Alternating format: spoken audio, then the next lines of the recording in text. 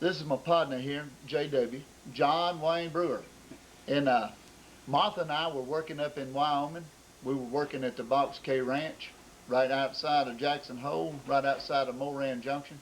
And when we went up there, John told us, he said, I'll come see you.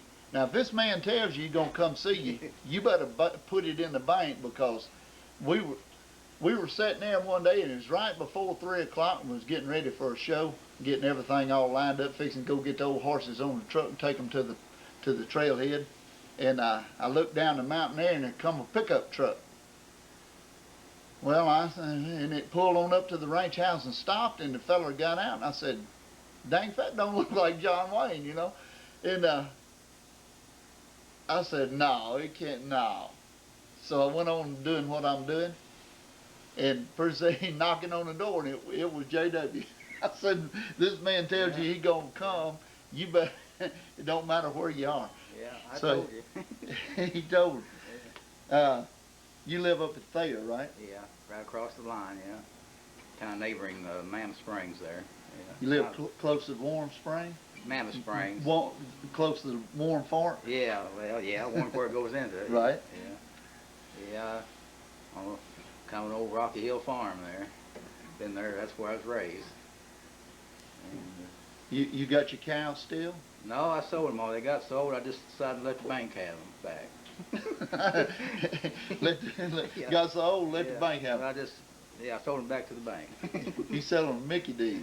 Yeah. Well, John wrote a song, and what you gonna do? Well, this is a song that, well, I'll tell you my story about it. It's, I was watching a commercial on TV, and it's been several years now, and there's a little old lady came on there, and she said, well, she was almost hollering, kind of a gruff voice. She said, where's the beef? Where's the beef? So I got to think, well, there's got to be a song there somewhere, so this is kind of what I come up with.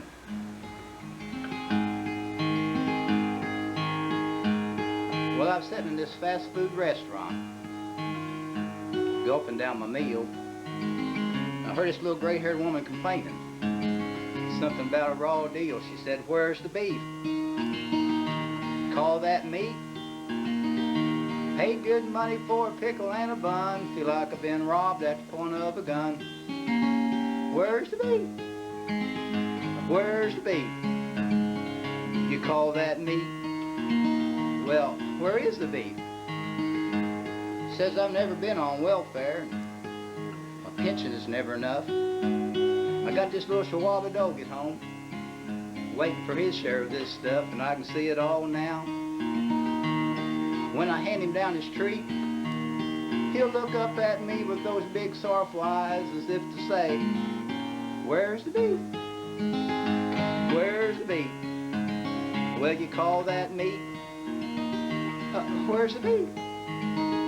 Paid good money for a pickle and a bun. Feel like I've been robbed at the point of a gun. Where's the beef? Where is that beef? I don't think there's anyone back there. So that's kind of what it comes with. Kind of a little novelty song there. That's good. You know, I was just looking on the camera. I look like old Johnny Russell. Just, you know, it makes you look like you weigh 50 pounds more than you do. I was going to tell everybody in real life person, I only weigh about 160 pounds. I'm slim. Well, I was fixing to tell everybody this is a special camera, make you weigh about 50 pounds lighter. Yeah. You come see me? I mean, look at. Well, this is the first time I've ever been on TV. Now, I was in Walmart one time. I seen myself on TV there. But that's on this first time for me. I got a little bit of stage fright, but not enough you can tell. No, you can't tell it at all. We were up there, and JW showed up at the Box K, and he came on in, and our boss man up there is called Walter Corn. He is quite a character. He's one of the old school ranchers, and he's one of the very few that's left up there. He last 50 or so years he's pack trip, hunted trip, saddleback riding, and old Walter Corn, he's one of the last of the old time ranchers, and he came in and I was going to say, JW What, you gonna say what? I was going to say, just why don't we just undo all that and put that other one on?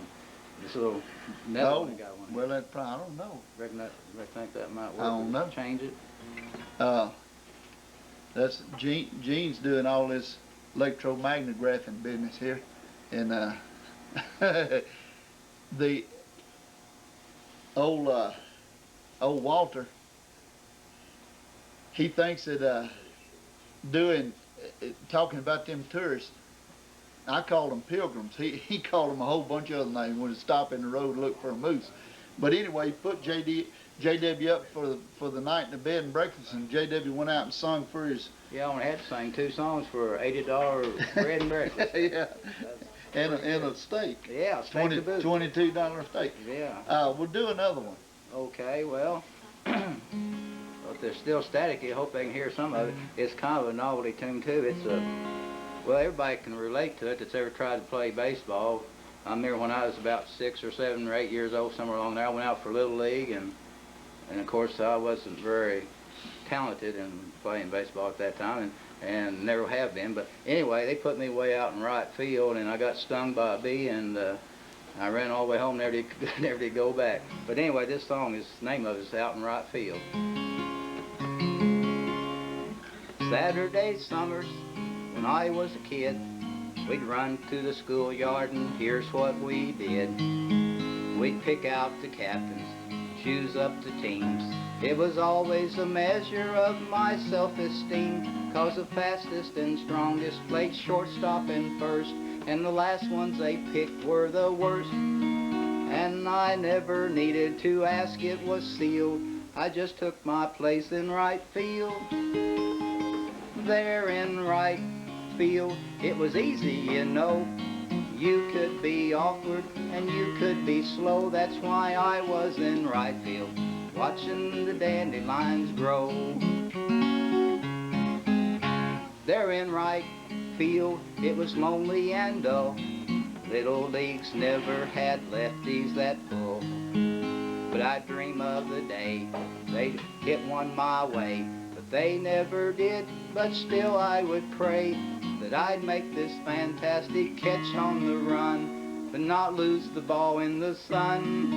And then I'd awake from this sweet reverie, and I'd pray that the ball would never come out to me. There in right field, it's easy, you know. You could be awkward and you could be slow. That's why I was in right field, watching the dandelions grow.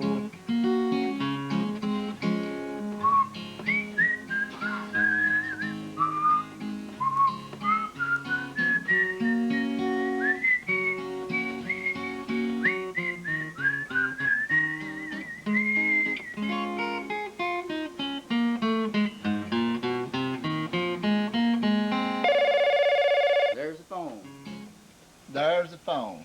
You're live on Channel 30. Am I on live? You're on live, yes ma'am. Okay, are you still in the air? Yes ma'am, we're on air right now. What? This is Lois. What can I do for you? This is Lois. I'm still trying to find something. Oh. Go ahead with the program. Go ahead, okay, Go ahead with got you. I got one more verse. Off in the distance, the game's dragging on. There's strikes on the batter, some runners are on. I don't know the ending, I've forgotten the score, but the whole team is yelling. I don't know what for. Go ahead on. Whole team is yelling and I don't know what for.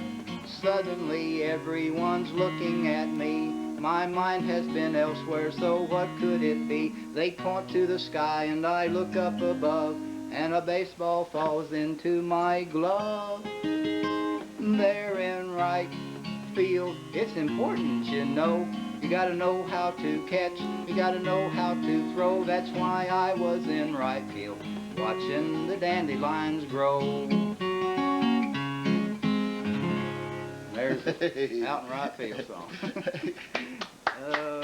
Thank you. John Wayne, you're getting your well, the first show we did on here, we got our initiation. we Yeah. we had audio difficulties and we got busted clean off the air. So apologize for that. Huh? Is someone on hold? Yeah. When Gene went over to your right over there, he was fooling around. It got real clear, and all of a sudden the noise come back on again.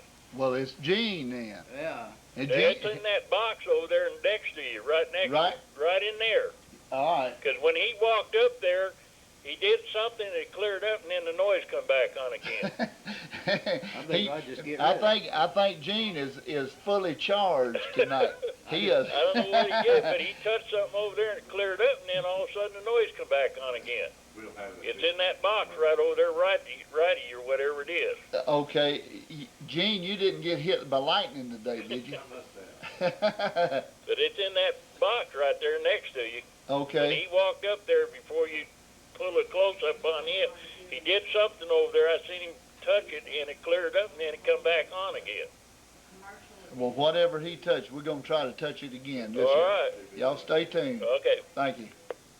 We'll go to some videos while I check it out. Yeah, I started to push the phone on to talk again, but we're going to go on and run some videos, and while we're doing that, then we'll try to iron this little problem out, and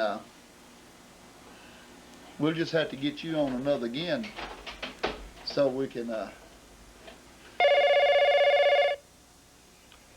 Channel 30. Yeah, I think your sound's a lot better. I'm not having any problem with it at all. Maybe it's the other guy's TV. Well, good. But, Richard, check your TV. We're gonna be right back though. We're gonna check out a few things.